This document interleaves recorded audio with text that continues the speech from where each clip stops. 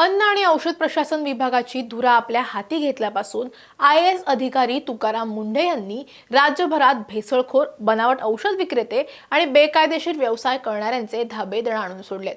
दुधात होणारी भेसळ रोखण्यासाठी मागील काही दिवसांपासून अन्न आणि औषध प्रशासनाकडून राज्यभरात धाड सत्र सुरू आहे।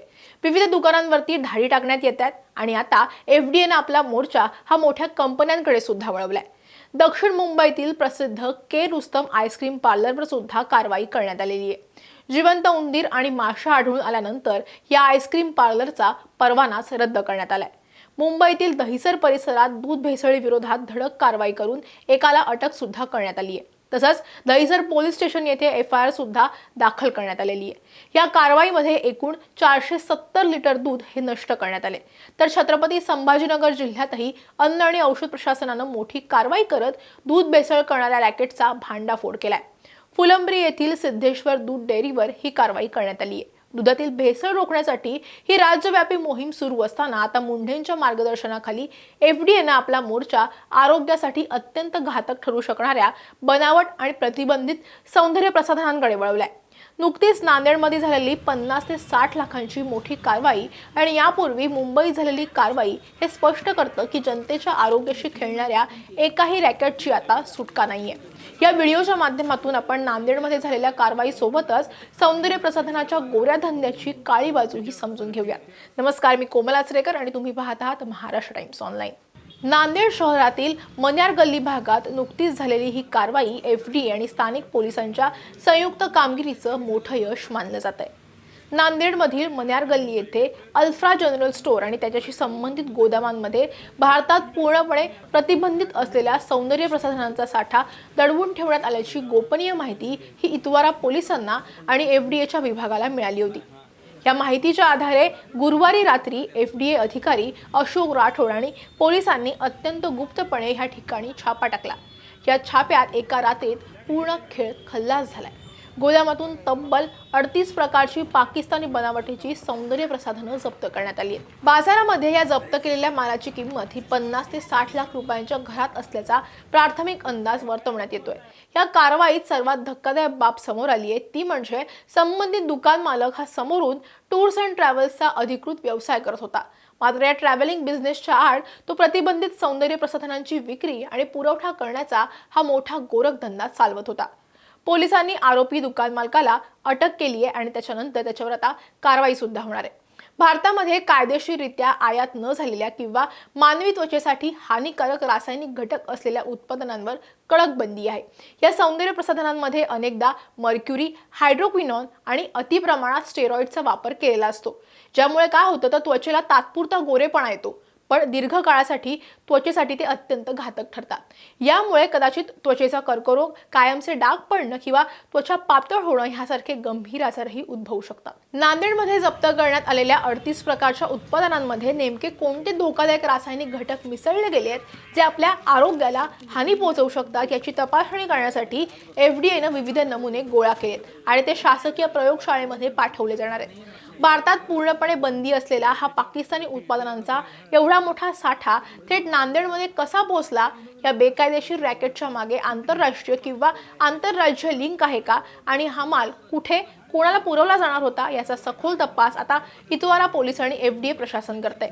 नांदेडची ही कारवाई काही पहिलीच घटना नाहीये। यापूर्वी मुंबई आणि ठाणे परिसरामध्ये सुद्धा FDAने सौंदर्य प्रसाधनांच्या बाजारावर मोठा बडगा उगारला होता। मुंबई हे अशा आयात केलेल्या आणि बनावट उत्पादनांचं मुख्य केंद्र राहिलेलं आहे। मुंबईतील प्रसिद्ध क्रॉफर्ड मार्केट आणि मनीष मार्केट यामध्ये परिसरामध्ये या काही दुकानं अशी होती ज्याच्यामध्ये FDAने यापूर्वी छापे टाकून लाखो रुपयांची बनावट सौंदर्य प्रसाधनं जप्त केली होती। नामांकित आंतरराष्ट्रीय ब्रँडची हुबेहूब बनावट पॅकेजिंग करून सामान्य ग्राहकांची फसवणूक केली जात असल्याचा प्रकार तिकडे उघडकीस आला होता। मुंबईच्या उपनगरांमध्ये आणि ठाणे भिवंडी परिसरातील गोदामांवर कारवाई करून FDAने बेकायदेशीरपणे सौंदर्य प्रसाधनं तयार करणाऱ्या कारखाने सुद्धा सील केले होते। ब्रँडेड कंपन्यांच्या रिकाम्या बाटल्यांमध्ये अत्यंत निकृष्ट दर्जाचं क्रीम आणि लोशन भरून ते ब्युटी पार्लर्स आणि स्थानिक बाजारात विकलं जात होतं। मुंबईतील तपासात असं समोर आलं होतं की ही बनावट आणि स्वस्त उत्पादनं अनेक स्थानिक ब्युटी पार्लरमध्ये ग्राहकांना न सांगता वापरली जातात। तुकाराम मुंढेंनी मुंबईतील या कारवाईचा अनुभव पाठीशी ठेवूनच आता राज्यातील 2 आणि 3 टियर सिटीमध्ये सुद्धा आपलं लक्ष केंद्रित केलेलं आहे। तुकाराम मुंढे यांच्या प्रशासकीय कारकिर्दीचं सगळ्यात मोठं वैशिष्ट्य म्हणजे झिरो टॉलरन्स। त्यांनी एफडीएचा पदभार स्वीकारल्यापासून विभागाची यंत्रणा अत्यंत सक्रिय झाल्याचं आपल्याला पाहायला मिळते। मुंडे हे केवळ कार्यालयात बसून अहवाल मागवत नाहीये, तर ते थेट फील्डवरील अधिकाऱ्यांना कडक ॲक्शन प्लॅन आखून देत आहेत। नांदेडच्या कारवाईत सुद्धा तुकाराम मुंढेंचा आदेश आणि एका रात्रीत खेळ संपला हेच पाहायला मिळालं। अधिकाऱ्यांना कोणत्याही राजकीय किंवा स्थानिक दबावाला बळी न पडता कारवाई करण्याची पूर्ण मुभा सुद्धा आता मिळालेली आहे। नुकतेच नांदेडमध्ये एका मेडिकल स्टोअरवर सुद्धा नियमबाह्य गोळ्या विकल्याप्रकरणी एफडीएनं थेट टाळ ठोकलं होतं। ग्राहकांनी थेट ईमेलद्वारे तक्रार केल्यानंतर मुंढेंच्या यंत्रणेनं अवघ्या काही तासात तिथे कारवाई केली होती।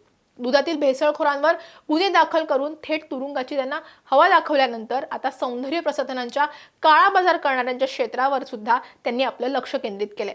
मुंडेंच्या या धडक मोहिमेमुळे व्यापाऱ्यांमध्ये आणि रॅकेट चालवणाऱ्यांमध्ये कायद्याचा प्रचंड वचक निर्माण झालेला आहे। सौंदर्य प्रसाधनांच्या या काळ्या धंद्याचा थेट संबंध सामान्य जनतेच्या आणि खास करून महिलांच्या आरोग्याशी येतो। त्यामुळे केवळ प्रशासकीय कारवाईवर अवलंबून न राहता ग्राहकांनी सुद्धा सतर्क राहणं गरजेचं आहे। गोरेपणाचे किंवा झटपट रिझल्ट देण्याचे दावे करणाऱ्या अनोळखी आणि विशेषतः विदेशी किंवा पाकिस्तानी बनावटीच्या उत्पादनांना अजिबात बळी पडू नका। कोणतेही सौंदर्य प्रसाधन खरेदी करताना त्याचं पक्की जीएसटी बिल आवर्जून घ्या। उत्पादनावर FSSAI किंवा FDAचा परवाना क्रमांक, मॅन्युफॅक्चरिंग डेट आणि इन्ग्रेडियंट्स नीट तपासा। जर तुम्हाला एखाद्या दुकानात बनावट किंवा प्रतिबंधित उत्पादनांची विक्री होत असल्याचा संशय आला तर त्वरित अन्न आणि औषध प्रशासनाच्या टोल फ्री क्रमांकावर किंवा त्यांच्या अधिकृत ईमेल आयडीवर तक्रार नोंदवा। दूध असो किंवा मग सौंदर्य प्रसाधनं, आपल्या शरीराला संकटात टाकून केवळ नफा गमावणाऱ्या प्रवृत्तींना तुकाराम मुंढे यांच्या नेतृत्वाखालील एफडीएनं थेट आव्हान दिले। नांदेडमधील कारवाईनं हे सिद्ध केलंय की ट्रॅव्हल्स किंवा इतर कोणत्याही वैद्य व्यवसायाचा मुखवटा ओढून चालणारे गोरखधंदे आता फार काळ टिकू शकणार नाहीयेत। आगामी काळात संपूर्ण महाराष्ट्रात ही मोहीम आणखी तीव्र होण्याची चिन्ह आहेत आणि ग्राहकांच्या सुरक्षिततेच्या दृष्टीनं अत्यंत हे स्वागतार्ह पाऊल आहे। त्यामुळे या कारवाईविषयीचं तुमचं मत आम्हाला कमेंटमध्ये नक्की सांगा। व्हिडिओ आवडला असेल तर लाईक आणि शेअर करायला विसरू नका। असेच व्हिडिओ पाहण्यासाठी महाराष्ट्र टाइम्सचं यूट्यूब चॅनल सबस्क्राईब करा, आम्हाला इन्स्टा फेसबुकवरती फॉलो करा आणि हा व्हिडिओ तुम्ही शेवटपर्यंत पाहिला त्यासाठी धन्यवाद।